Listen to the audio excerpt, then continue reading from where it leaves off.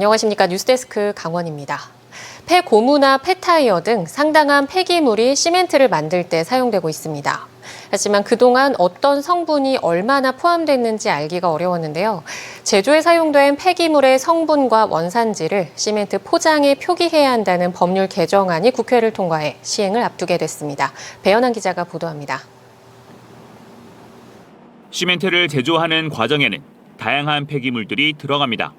석탄재는 물론 슬러지와 폐타이어, 폐고무와 폐합성 수지까지 시멘트 제조 원료와 연료로 사용되고 있는 겁니다. 한국시멘트협회에 따르면 지난 2021년 기준 폐기물 사용량은 원료의 680만 톤, 연료의 222만 톤 등 900만 톤을 넘었습니다. 이에 따라 시멘트 생산 과정에서 사용되는 폐기물 성분을 공개해야 한다는 주장이 계속됐습니다. 인체에 유해할 수 있어 성분에 따른 대책을 마련해야 한다는 건데 그동안 번번이 무산됐던 법률 개정안이 드디어 국회를 통과했습니다. 더불어민주당 박홍배 의원이 대표 발의한 폐기물관리법 일부 개정안에는 시멘트 제조에 폐기물을 사용한 경우 폐기물의 종류와 원산지, 구성 성분을 포함한 정보를 공개하는 내용이 담겼습니다. 이를 위반해 정보를 공개하지 않거나 거짓으로 공개할 경우에는 처벌할 수 있도록 하는 조항도 포함됐습니다. 시멘트 생산업체들은 생산 과정에서 위해 성분을 제거했다고 하지만 방사능과 발암물질, 각종 중금속은 제거되지 않고 남아 있습니다. 법안 통과로 시멘트에 대한 국민의 알 권리가 확보되었고 이는 국민의 안전과 건강을 지키기 위한 시멘트 공장 주변 주민과 시멘트 사용자들은 이번 조치에 대해 환영의 목소리를 내놓고 있습니다. 시멘트 안 쓰는 우리나라 국민이 있겠습니까? 시멘트가 어떻게 만들어졌는가, 시멘트 그 포장지에 정보를 공고하게 돼 있기 때문에 국민들이 이 시멘트에 대한 이해를 높게 하는. 한편 해당 법률 개정안은 공포 6개월 이후부터 시행하도록 돼 있어 내년 상반기면 시멘트 폐기물 정보를 확인할 수 있게 될 전망입니다. MBC 뉴스 배현환입니다. 동해 해군기지에 추진되는 작전 헬기장 건설 계획에 대한 주민 반발이 커지면서 민심이 분열되는 양상을 보이고 있습니다. 반대 시민들이 모인 동해시민회의가 출범하는 자리에 앞서 먼저 반투입 활동을 시작한 주민들이 참석해 항의와 고성이 오갔습니다. 박은지 기자입니다. 동해 해군 작전 헬기장 계획 백지화를 촉구하는 동해시민회의가 예정된 오후 2시. 좁은 회의장을 가득 채운 사람들 사이로 항의와 고성이 오갑니다. 동해시 각계각층의 반대 의견을 모아 동해시민회의를 출범하려는 사람들과 송정동 13개 단체로 구성된 작전헬기장 반대투쟁위원회가 충돌한 겁니다.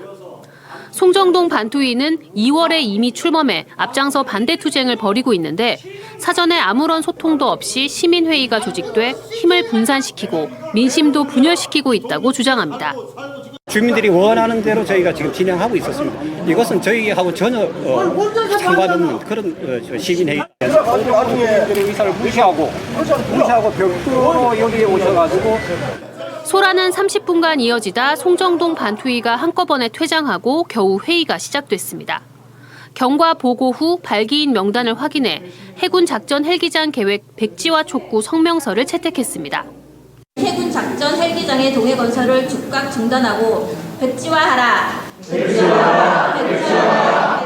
동해 시민회의는 헬기장 문제는 송정동뿐만 아니라 동해시 전역에 영향을 미치는 중대한 현안이라며 반투위와 대화와 소통을 통해 협력하겠다고 덧붙였습니다. 송정동 지역만의 문제도 아니고 동해시 전체의 문제인데 송정동 분들이 힘들게 싸우고 있기 때문에 저희도 힘을 보태는 차원에서 이 모임이 발족한 겁니다. 그래서 앞으로 어떻게 보면 두 개의 조직이 서로 대화를 해서 한편 해군은 지난 6월 1차 소음 측정에 이어 오는 30일 2차 소음 측정을 실시할 예정입니다. 지난 1차에서 주민들이 소음 측정 방식과 헬기 기종 등을 문제 삼자 12월쯤 2차 측정을 실시하기로 했었는데 일정이 앞당겨졌습니다. 주민들의 요구대로 헬기장 배치 예정인 동일 기종으로 이착륙 등을 포함한 전문적인 소음 측정이 실시될지 지켜봐야 할 것으로 보입니다. MBC 뉴스 박은지입니다. 지난해 글로컬 대학으로 지정된 강원대와 강릉원주대가 교육부로부터 지원금 삭감 경고를 받았습니다. 교육부는 외국인의 한국 적응을 위한 단기 프로그램 이수자 2,000명을 독일 캠퍼스에서 집중 교육하겠다는 계획을 다른 캠퍼스로 분산하지 말고 원안대로 이행하라고 강원대와 강릉 원주대에 경고했습니다. 이에 대해 강원대는 권고대로 바꾸고 교육부와 협의를 진행 중이라고 밝혔습니다. 이런 가운데 연세대 미래캠퍼스는 오늘 교육부가 발표한 2기 글로컬 대학 10곳에 포함되지 않아 2년 연속 고배를 마셨습니다. 온라인을 중심으로 합성사진, 딥페이크 디지털 성범죄 피해가 확산되는 가운데 강원도 내 학교에 접수된 피해 신고는 없는 것으로 나타났습니다. 강원도 교육청이 온라인 커뮤니티 중심으로 딥페이크 범죄 제보를 토대로 만들었다는 이른바 딥페이크 지도에 도내 학교 명칭이 빨간 점으로 찍혀 노출되자 실태 파악에 나섰지만 관련된 피해 신고는 없는 것으로 알려졌습니다. 강원경찰청은 아직까지 피해 신고를 접수받지 않았지만 범죄 확산 방지 알람인 강폴 알람을 처음으로 발령하고 각 학교에서 가정에 통신문을 보내도록 했습니다. 정선군이 지난해 받은 고향사랑 기부금으로 지역 노인들에게 보행기를 지원했습니다. 고향사랑 기부금으로 다양한 사업을 할 수 있도록 관련 규정이 바뀌면서 지자체마다 활용 방안을 모색하고 있습니다. 김인성 기자가 소개합니다. 대형 트럭에 성인용 보행기 제품이 가득 실려 있습니다. 정선군이 지난해 들어온 고향사랑 기부금 가운데 일부를 활용해 마련한 것으로 읍면별로 선정한 지역 노인 560명에게 전달했습니다. 지난해 한 1억 8천 정도 모금해 주셨는데 그중에 8,800만 원을 사용해서 이번에 560분에게 보급하게 되었습니다. 앞으로 점차 이제 또 확대해 나가도록 하겠습니다. 평소 힘겹게 걷던 노인들은 실제 보행기를 이용하며 만족감을 표시했습니다. 튼튼해가지고 힘 크게 안 들고 좋네요. 이제 경로다도 잘 가고 이가지고 놀러도 잘 다니겠네요. 너무 고맙습니다. 정선군의 이번 보행기 지원 사업은 노인 인구가 많은 지역 특성을 반영해 고향사랑 기부금을 잘 활용했다는 평가를 받고 있습니다. 잘 걷지도 못하신 어르신들이 많은데 이렇게 참 고향사랑 기부금으로 이렇게 구입해 줘서 노인회장으로서 정선군 노인 전원을 대표해서 진심으로 감사드립니다. 고향사랑 기부금은 이번 정선군 노인 보행기 지원 사업이나 지난 6월 강릉시가 했던 경로당 입식 가구 지원 사업처럼 지자체가 사업을 정해서 추진할 수 있습니다. 2023년 기부 모금액의 한 63%인 2억 6천만 원을 투자해서 그 경로당 입식 가구 지원에 1억 원을 편성을 1회 추경했고요. 경로당 이제 208군데에 그 쇼파랑 그 원탁 탁자 세트가 들어갔고요. 또 올해 초 관련 법령이 바뀌며 기존의 지자체에 기부하는 방식 외에 자치단체의 특정 사업을 정해 고향사랑 기부금을 기부할 수 있게 됐습니다. 다만 아직은 도입 단계여서 전국 10여 개 지자체만 운영하고 있고 도내엔 아직 한 곳도 없습니다. 답례품에 대한 고민뿐 아니라 기부자의 마음을 사로잡을 다양한 사업을 발굴할 경우 고향사랑 기부금 제도 확산이 기대됩니다. MBC 뉴스 김인성입니다. 7명의 사망자와 12명의 부상자를 낸 부천 호텔 화재 사고로 고층 화재 대피 방법에 대한 관심이 높아지고 있습니다. 완강기를 사용한 사람은 없었고 에어매트로 떨어진 2명은 숨졌는데요. 고층 화재 시 대피 상황에서 완강기와 에어매트를 어떻게 활용해야 하는지 유주성 기자가 알아봤습니다. 고층 건물에서 불이 날 경우 최대한 빠른 대피가 최선의 방법입니다. 하지만 이미 복도나 계단에 유독가스가 가득 차 대피하거나 구조를 기다리기 어렵다면 완강기를 이용하는 게 비교적 안전합니다. 완강기는 지지대, 속도 조절기, 고정고리, 가슴벨트, 릴로 구성돼 있습니다. 완강기를 사용하려면 먼저 지지대를 고정하고 속도 조절기와 고리를 결합한 뒤 결합한 고리를 지지대에 걸어야 합니다. 이때 잠금 장치를 잊어선 안 됩니다. 그 다음에는 지지대를 창문 밖으로 밀고 릴을 밑으로 던진 뒤 가슴벨트를 겨드랑이 아래로 고정하고 하강해야 합니다. 저도 오늘 처음 완강기 교육을 들었는데요. 일반인도 사용법만 숙지하면 쉽게 활용할 수 있다고 합니다. 제가 직접 해보겠습니다.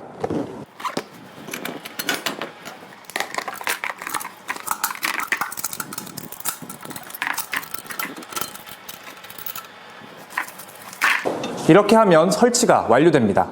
설치가 완료된 뒤에는 벨트를 차고 대피하면 됩니다.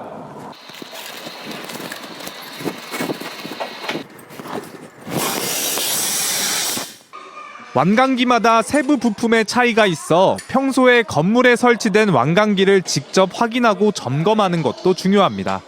하강할 때 주의해야 할 점도 있습니다. 이제 벽을 짚으면서 내려갈 건데요. 내려갈 때 발로 차거나 이상 행동을 하시게 되면 벨트가 벌켜질 수가 있습니다. 주의하시면 되고요. 자력 대피, 구조, 완강기 사용도 불가능한 경우라면 최후의 수단으로 에어매트가 활용됩니다. 이번에는 에어매트를 활용해 대피해 보겠습니다. 에어매트로 뛰어내리기 전에는 팔을 교차해 양쪽 어깨를 잡아 고정하고 뛰어내릴 때는 다리를 쭉 뻗어 니은자를 만들어야 합니다. 또 에어매트 가장자리에 떨어지지 않도록 가운데를 향해 뛰어야 완충 효과를 충분히 볼 수 있습니다. 안전성을 높이기 위해선 구조대와 정확히 소통하는 것이 가장 중요합니다. 꼭 완충이 되고 저희 구조대원의 수신호에 따라서 뛰어내려 주셔야 되고요. 꼭 한 분이 먼저 뛰어내린 뒤에 그 다음 완충이 된 신호를 확인하고 그 다음 분이 뛰어내리셔야 됩니다. 갑작스런 화재에 당황하지 않도록 평상시 대피 방법을 익히고 인근 소방안전체험시설을 통해 몸으로 사용법을 익혀두는 것도 화재 시 대응력을 높일 수 있습니다. MBC 뉴스 유주성입니다. 올여름 강원 동해안 해수욕장을 찾은 관광객이 지난해보다 18% 늘었습니다. 강원관광재단은 지난달에는 장마와 해파리 쏘임 사고 등으로 해수욕장 방문객이 주춤했지만 본격적인 무더위가 시작된 이달부터 피서객들의 발길이 이어지면서 도내 86개 해수욕장에 776만 명이 찾았다고 밝혔습니다.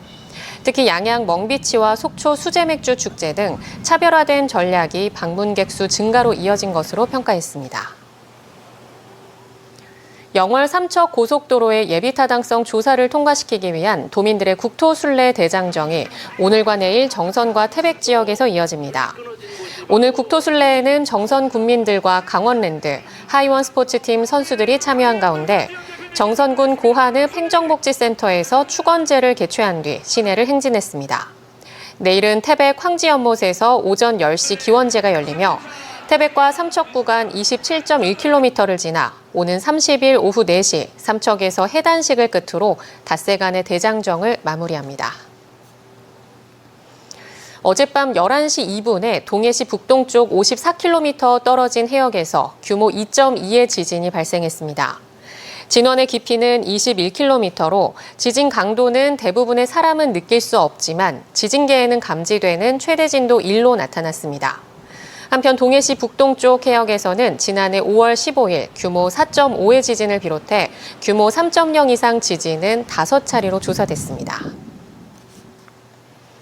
추석 연휴가 있는 9월 한 달간 일부 자치단체가 지역화폐 구매 한도와 할인율을 상향합니다. 정선구는 와와페이 할인율을 기존 10%에서 15%로 상한액을 기존 70만 원에서 100만 원으로 인상합니다.